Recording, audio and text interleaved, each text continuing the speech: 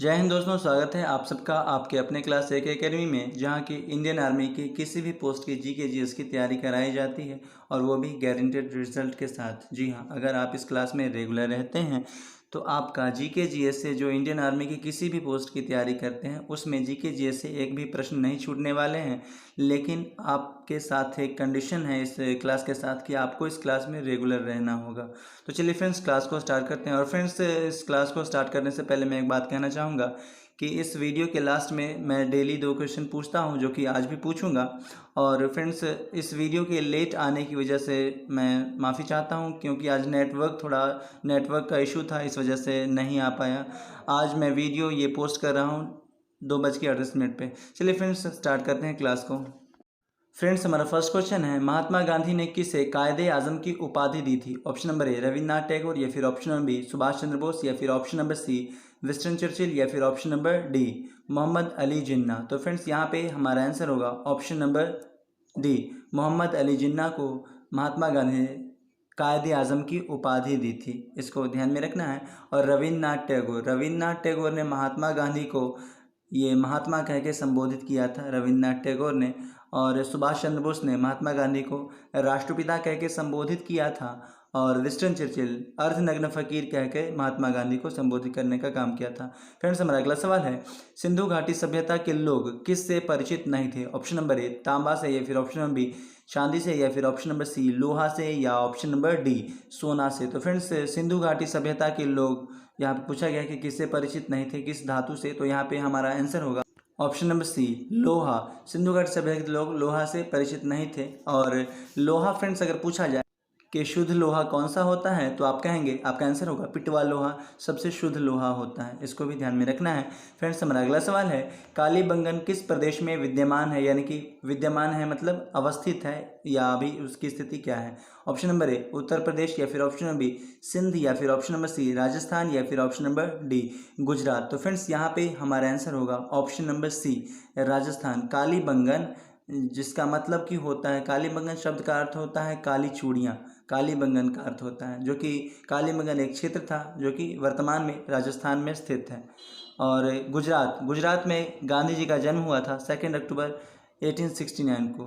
Friends, हमारा अगला सवाल है, सिंधु सभ्यता के घर किससे बने हुए थे? ऑप्शन नंबर ए बांस के, या फिर ऑप्शन नंबर बी पत्थर के, या फिर ऑप्शन नंबर सी पक्की ईंट के, या फिर ऑप्शन नंबर डी लकड़ी के। तो फ्रेंड्स, यहाँ पे हमारा आंसर होगा ऑप्शन नंबर सी पक्की ईंट के। सिंधु सभ्यता के लोग जो घर बनाए थे वो उनकी घर जो पक्की ईंटों के बने हुए थे, जिस वजह से ही सिंधु सभ्यता को ये नगरीय सभ्यता के नाम से भी जाना जाता है।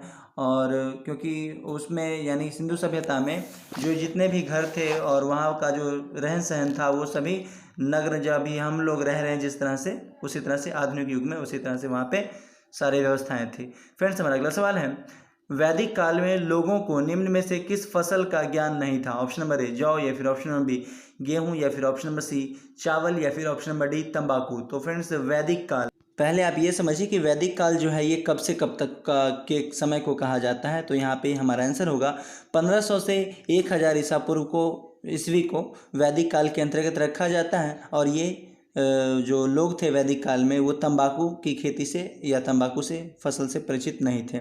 फ्रेंड्स, हमारा अगला सवाल है, प्रसिद्ध विद्वान मैक्स मूलर किस देश का निवासी था? ऑप्शन नंबर ए जर्मनी, या फिर ऑप्शन नंबर बी इंग्लैंड, या फिर ऑप्शन नंबर सी पार्शिया, या फिर ऑप्शन नंबर डी भारत। तो फ्रेंड्स, यहाँ पे हमारा आंसर होगा ऑप्शन नंबर ए मैक्स मूलर जो था वो जर्मनी से संबंधित था, यानी कि मैक्स मूलर का संबंध जर्मनी से है। ऑप्शन नंबर ए यहाँ पे राइट आंसर होगा। और देखते हैं हमारा अगला सवाल, महावीर स्वामी क्षत्रिय राजवंश से संबंधित है। किस क्षत्रिय राजवंश से संबंधित है ये आपको बतलाना है। ऑप्शन नंबर ए शाक्य, या फिर ऑप्शन नंबर बी लिच्छवी, या फिर ऑप्शन नंबर सी ज्ञात्रिक, या फिर option number D Vardhan. Friends, यहाँ पे ज्ञात्रिक लिखा हुआ है, ज्ञात्रिक नहीं है, ज्ञात्रिक होता है, इसको ध्यान में रखना है। ऑप्शन नंबर सी यहाँ पे राइट आंसर होगा। महावीर स्वामी ज्ञात्रिक कुल के यानी कि वंश के थे।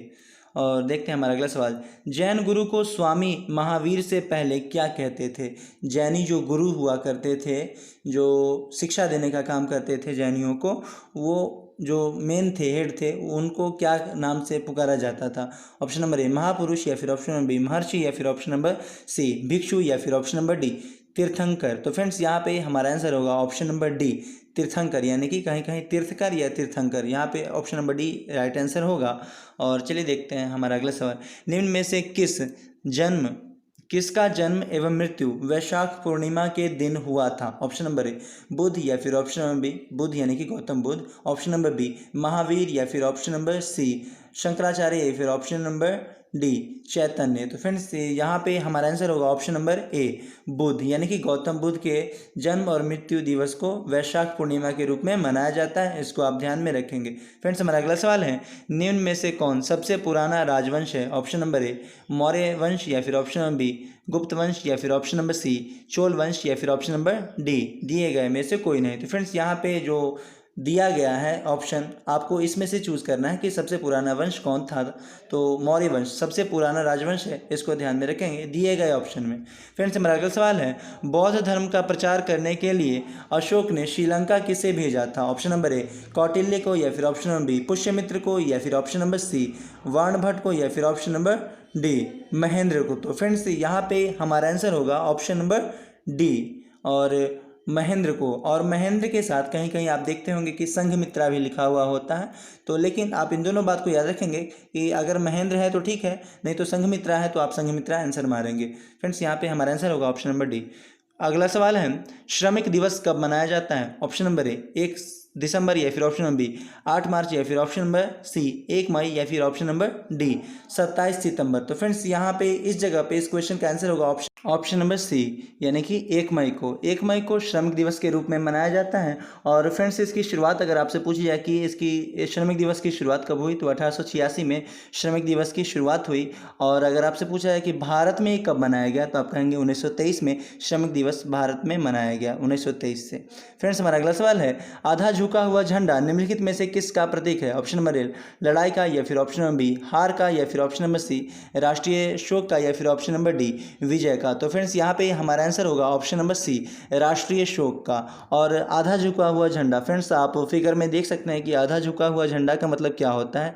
झंडा को जो ऊपर फहराया जाता है, एक बार ऊपर ले जाया जाता है और उसके बाद फिर आधे पे ला करके झंडे को रोक दिया जाता है। आप तस्वीर में देखेंगे, आप आगे चल के ये देख लीजिए, झंडा बीच में ला करके छोड़ दिया गया है यही। और राष्ट्रपति या उपराष्ट्रपति इनके निधन के पश्चात ही ये झंडा झुका दिया जाता है। फ्रेंड्स हमारा अगला सवाल है, और भी कई बातें हैं जिनकी वजह से भी झुकाया जाता है, ये 2 मुख्य हैं। फ्रेंड्स हमारा अगला सवाल है, हॉटलाइन क्या होता है? ऑप्शन नंबर ए एक विद्युत तार, या फिर ऑप्शन नंबर बी एक दूर संचार यंत्र, या फिर option number C hard disk, या फिर ऑप्शन नंबर डी मॉडेम। तो फ्रेंड्स हॉटलाइन ये एक दूर संचार यंत्र है, और यानी कि कम्युनिकेशन सिस्टम है हॉटलाइन।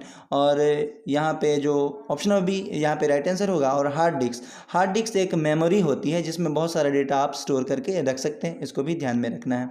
फ्रेंड्स हमारा अगला सवाल है, सफ़ेद झंडा निम्नलिखित में से किसका प्रतीक है? ऑप्शन नंबर ए शांति का, या फिर ऑप्शन नंबर बी समर्पण का, या फिर ऑप्शन नंबर सी संघर्ष का, या फिर ऑप्शन नंबर डी संक्रामक रोग का। तो यहाँ पे सफ़ेद झंडा पूछा गया है, तो सफ़ेद झंडा शांति और समर्पण दोनों का प्रतीक होता है। फिलहाल यहाँ पे हमारा आंसर होगा ऑप्शन नंबर बी समर्पण का प्रतीक है। और सॉरी समर्पण नहीं, शांति का प्रतीक है। समर्पण का मतलब होता है अगर कहीं युद्ध हो रहा है किसी देश से, या फिर कोई बड़ा युद्ध हो रहा है, आमने सामने कोई सेनाएं हैं और सफ़ेद झंडा लेकर के कोई सेना सामने आती है, तो वो समर्पण का प्रतीक है। फिलहाल यहाँ पे हमारा आंसर होगा ऑप्शन नंबर ए शांति का प्रतीक है सफ़ेद झंडा। चलिए फ्रेंड्स, अगर आपको वीडियो पसंद आ रहा हो तो लाइक, सब्सक्राइब और शेयर ज़रूर करेंगे, और अपने उन दोस्तों के बीच इस वीडियो को ज़रूर शेयर करेंगे जो कि इंडियन आर्मी की तैयारी करते हैं, ताकि उनको भी इस क्लास के बारे में पता चले जहाँ की डेली जीकेजीएस की क्लास चलती है। फ्रेंड्स हमारा अगला सवाल है, निम्नलिखित में से कौन सा युग्म गलत है? यहाँ पे आपको साइड करना है, यानी छांटना है कि कौन सा आंसर गलत दिया हुआ है सामने। विश्व पर्यावरण दिवस 27 सितंबर को मनाया जाता है। तो फ्रेंड्स मैं आपको बता दूं कि विश्व पर्यावरण दिवस 27 सितंबर को नहीं 5 जून को मनाया जाता है। इस बात को आप ध्यान में रखेंगे। और हमारा अगला ऑप्शन है ऑप्शन नंबर बी, मानवाधिकार दिवस, ये 10 दिसंबर को मनाया जाता है। तो फ्रेंड्स ये सही है। और शिक्षक दिवस 8 अक्टूबर को नहीं, शिक्षक दिवस 5 सितंबर को मनाया जाता है और ये सर्वपल्ली राधाकृष्णन के जन्मदिवस के रूप में मनाया जाता है। फ्रेंड्स हमारा अगला सवाल है, राष्ट्रपति की नियुक्ति कौन करता है? ऑप्शन नंबर ए, प्रधानमंत्री, या फिर ऑप्शन नंबर बी राष्ट्रपति, या फिर ऑप्शन नंबर सी, राज्यपाल, या फिर ऑप्शन नंबर डी, मुख्यमंत्री। तो उपराष्ट्रपति की नियुक्ति ये संसद के द्वारा किया जाता है, यानी कि ऑप्शन नंबर जो चारों दिया हुआ है ये चारों में से कोई नहीं होगा। संसद सदस्यों के द्वारा उपराष्ट्रपति की जो चुनाव होता है वो एकल संक्रमणीय मत पद्धति के तहत किया जाता है और ये संसद सदस्यों के द्वारा किया जाता है उपराष्ट्रपति का चुनाव। और उपराष्ट्रपति नियुक्त होने के लिए उम्र सीमा 35 वर्ष। फ्रेंड्स हमारा अगला सवाल है, पाकिस्तान दिवस कब मनाया जाता है? ऑप्शन नंबर ए 14 अगस्त, या फिर ऑप्शन नंबर बी 15 अगस्त, या फिर ऑप्शन नंबर सी 23 मार्च, या फिर ऑप्शन नंबर डी 16 दिसंबर। तो फ्रेंड्स यहाँ पे हमारा आंसर होगा ऑप्शन नंबर ए 14 अगस्त। तो फ्रेंड्स हमारा जो भारत है ये 15 अगस्त 1947 को आज़ाद हुआ था और ठीक एक दिन पहले, आपको ईयर और मंथ सब वही रखना है, केवल एक दिन पहले हमारा भारत एक अलग देश बनके, यानी कि एक अलग राष्ट्र भारत के रूप में कहलाया। और पाकिस्तान 14 अगस्त 1947 को। और इसके जो पाकिस्तान के संस्थापक हैं वो मोहम्मद अली जिन्ना कहलाते हैं। फ्रेंड्स हमारा अगला सवाल है, पाकिस्तान भारत सीमा किसकी अध्यक्षता में निर्धारित की गई थी? ऑप्शन नंबर ए माउंटबेटन, या फिर option number B Radcliffe, या फिर ऑप्शन नंबर सी मैकमोहन, या फिर ऑप्शन नंबर डी इटली नहीं, इटली होता क्लीमेंट इटली। तो यहाँ पे हमारा आंसर होगा option number B, sir CJ Radcliffe के द्वारा भारत और पाकिस्तान के मध्य सीमा रेखा का निर्धारण किया गया, सर सीजे रेडक्लिफ के द्वारा।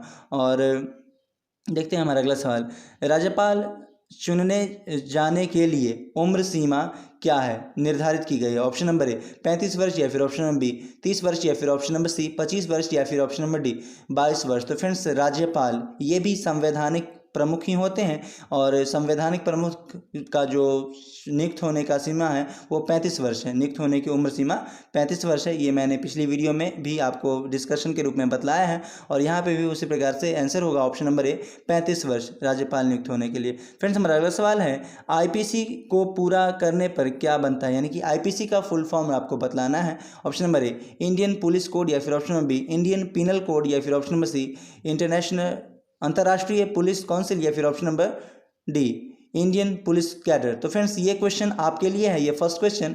और हमारा जो नेक्स्ट क्वेश्चन है वो आपको आपके स्क्रीन पे सामने आपको दिखेगा, ये फर्स्ट क्वेश्चन है। और हमारा नेक्स्ट क्वेश्चन, बनारस हिंदू विश्वविद्यालय की स्थापना किसके द्वारा की गई थी? ये option number A Madan Mohan Malviya, या फिर option number B Raja Ram Mohan Roy, या फिर option number C Rabindranath Tagore, या फिर option number D Swami Vivekananda. तो फ्रेंड्स ये दो क्वेश्चन हैं जो कि आपको इसके आंसर कमेंट बॉक्स में लिखने हैं और देखते हैं कि कल के सवालों के जवाब किन किन लोगों ने दिए हैं और कल का जो सवाल था वो क्या था। चलिए देखते हैं। फ्रेंड्स कल के जो क्लास का जो सवाल था वो था कि आरबीसी का निर्माण कहाँ होता है? तो इसका निर्माण आप लोगों ने आंसर दिया है, ये कहाँ है, एक मिनट। धीरू कुमार आपने जवाब दिया है आरबीसी का निर्माण बोन मैरो में होता है। तो फ्रेंड्स ये आपका सही जवाब है। बोन मैरो का मतलब होता है अस्थि मज्जा और अस्थि मज्जा में ही ये आरबीसी का यानी कि रेड ब्लड सेल का निर्माण होता है। और रेड ब्लड सेल का जो आयु होता है यानी कि हमारे शरीर में जो रेड ब्लड सेल रहता है ठीक ठाक वो 120 दिन तक ठीक रहता है, उसके बाद फिर से ये रिसाइकिल होने के लिए चला जाता है। और शिवानी कुमारी आपने कहा है जय हिंद। जय हिंद सर। तो चलिए जय हिंद, बहुत बहुत धन्यवाद। चलिए देखते हैं आगे। धीरू कुमार आपने कहा है सीडी का फुल फॉर्म होता है कॉम्पैक्ट डिस्क। तो फ्रेंड्स मैं आपको कहना चाहूँगा कि आपका ये दूसरा जवाब भी सही है, कॉम्पैक्ट डिस्क ही होता है सीडी का। और ये इसमें कोई भी डेटा स्टोर करके आप रख सकते हैं या फिर पहले से भी स्टोर करके रखा हुआ होता है। और प्राथमिक रंग आपने कहा है कि प्राथमिक रंग लाल हरा नीला होता है। तो मैं आपको कहना चाहूँगा धीरू कुमार आपका ये सवाल का जवाब प्राथमिक रंग लाल हरा नीला नहीं होता है, इसका जवाब कुछ और होगा। और क्या होगा ये आपको कमेंट करके फिर से बतलाना है। आगे हैं आपने शिवानी कुमारी आपने कहा है सीडी का फुल फॉर्म कॉम्पैक्ट डिस्क। तो सही जवाब है आपका भी, बहुत बहुत धन्यवाद। और दीपक शर्मा आपने कहा है जय हिंद। चलिए जय हिंद दीपक जी। और शिवानी कुमारी आपने फिर से जवाब दिया है आरबीसी का निर्माण बोन मैरो में होता है। तो शिवानी कुमारी मैं आपको कहना चाहूँगा कि आपके भी दोनों सवाल के जवाब सही हैं और इसी तरह से आप जितने भी लोग हैं ये दोनों ही जवाब दे रहे हैं। ये दोनों लोग ही जवाब दे रहे हैं और लोग तो है नहीं, तो और किसी लोग का कमेंट है नहीं कि आंसर क्या होगा। तो चलिए इसी तरह से लगे रहिए, आंसर दीजिए और क्लास में रेगुलर रहिए, आपका रिजल्ट निश्चित ही होगा। तो फ्रेंड्स मिलते हैं नेक्स्ट वीडियो में इसी तरह के इंटरेस्टिंग क्वेश्चन के साथ। आपका आज का जो सवाल है उस सवाल के जवाब आप कमेंट करके लिखना ना भूलें। और फ्रेंड्स अटेंडेंस के तौर पे सभी लोग जो लोग अभी नहीं देख पा रहे हैं वीडियो, सब लोग जय हिंद ज़रूर लिखेंगे कमेंट बॉक्स में।